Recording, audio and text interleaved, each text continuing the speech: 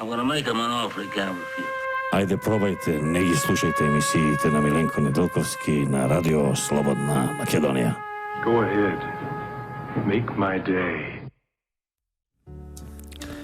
Ona što se slučuvaše sinoća i sa Bajlevo po naše vreme, a vo Sjedinjene Amerikanske državi, kako moje viduvanje za to, ja se počnem od pozadi, od kontra, od sprotiven pravec. Imeno su godini, su deceniji, bi rekao, slušame poplaki, prašanja, dilemi, ne im je jasno, ne im beše jasno na amerikanskата administracija sekade vo svetot, zašto se toliko omrznati vo celi od svet.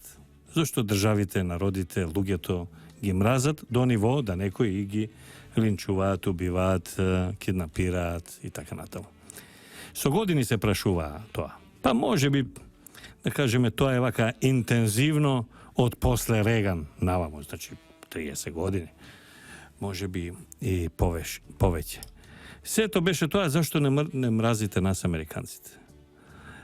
Jaz mnogo pati i vo televizijskite emisiji sam pišuval isto така i na radio sam kažu. Nikoj nego mrzi amerikanski narod. Nikoj ne mrazi amerikanskата politika, amerikanski od način na život, amerikanski od dolara. Ako sakate amerikanskите automobili, evo ja prv od site, evo i pred vratat ovde na radioto, imam džip Cherokee, parkiram 4000 kubika benzinec kupen od amerikanska ambasada, na staro, svekako. Znači, nikoj ne gi mrazi. Lugeto, vo Nevada, vo Colorado, vo Texas, vo Utah, vo Oregon, nikoj ne gi mrazi, ne.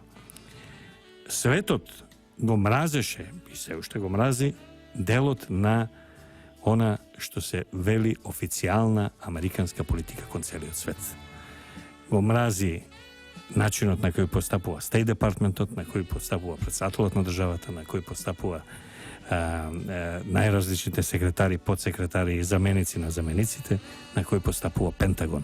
Od pozicija na sila, a to je najsilната zemlja na svetu, od pozicija na moć, a to je najmoćната zemlja na svetu, od pozicija na oružje, a to je najnaoružaната zemlja na svetu со najgolem budžet, od ta pozicija da pritiskaš mali i nemoćni zemlji, kada što jedinstveniот otpor е всушност волјата на народот. Единственото што не можеш да го заробиш е она што сите ние го имаме во нашиот мозок.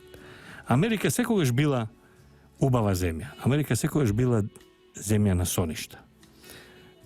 Нема некој на кого не му е симпатичен и не го сакал ликот. Значи, американски политичар кој се вика Џон Кенеди и брат му Роберт Кенеди, они утепани, односно атентатирани, па дури и симпатични ликови како да кажеме Джими Картер, Кикириджијата го вика, или како Роналд Реган, кој од глумец, од каубоец стана прв човек на планетата. Меѓутоа, последните 20-25 години, сите можни интервенции, сите можни злосторства врз човештвото направија нормално луѓето да бидат, да се спротистават на таква диктатура, на такво робовласничество. Вчера, ова што го тврдам, се испостави на терен. А вчера, синоќа и Сабајлево, целиот свет, сите нормални луѓе на оваа планета, навиваа за Америка на Доналд Трамп.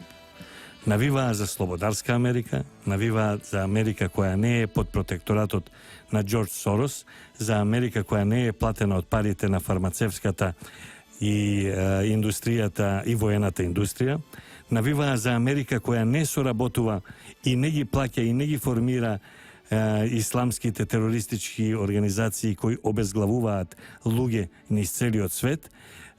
Вчера целиот свет навиваше за Америка онаква како што сите ние си ја замислуваме.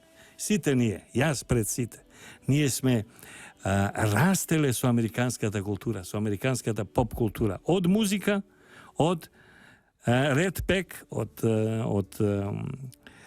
Лас Вегас, од крајот на 50-тите и почетокот на 60-тите, од Френк Синатра, од Дин Мартин, од сите, од Семи Дејвис, преку сите можни najrazličniji Elvis Presley, najrazličniji Deep Purple i tako natamu, koncerti, Woodstocki, stripovi, filmovi su koji su mu rastali. Dirty Dozen, Sedmorica veličanstveni, Meš, jedan kup filmovi, Once Upon a Time in America, Once Upon a Time on the Wild West.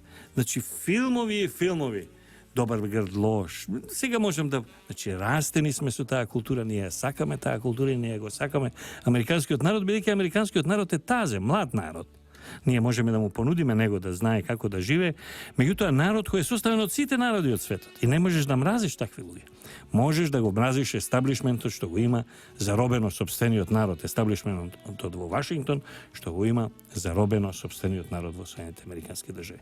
Вчерашниот ден покажа дека светот ја сака Америка, дека светот ги сака американците, дека светот го сака нормалниот обичен граѓанин на Соединетите американски држави, без разлика дали е малку богат, ич богат, сиромашен, работник, подзафатен некој, без разлика, светот ги мрази платениците на мејнстрим медиумите како што се CNN и сличните, кои се обидуваат да го лажат светот со години, снимајки дека се наоѓаат некаде во Багдад, а всушност се во некоја соба со вештачка палма во Канада или во Соединените американски држави и лажат дека се војни, така наречени кореспонденти, односно известувачи од бојно поле.